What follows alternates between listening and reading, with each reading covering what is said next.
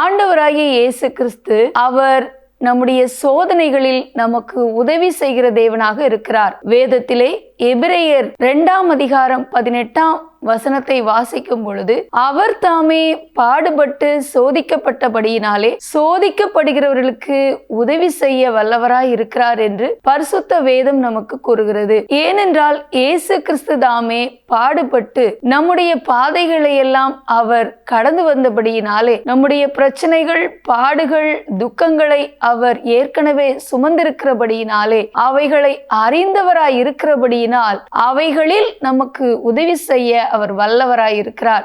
ஆகவே என் அன்பு தேவனுடைய பிள்ளைகளே, நாம் கடந்து போகிற ஒவ்வொரு சோதனைகளிலும் பாடுகளிலும் இயேசு நமக்கு உதவி செய்ய வல்லவராய் இருக்கிறார். அது எப்படிப்பட்ட பிரச்சனையாக இருந்தாலும் சோதனையாக இருந்தாலும் நமக்கு அவர் உதவி செய்ய வல்லவராய் இருக்கிறார். அந்த நம்பிக்கையோடு கூட சோதனையில் நமக்கு உதவி செய்கிற இயேசுவை கவனித்து பார்த்து அவருடைய உதவியை நாடுவோம். நிச்சயம் நமக்கு ஆண்டவர் ஜெயத்தை கொடுப்பார்.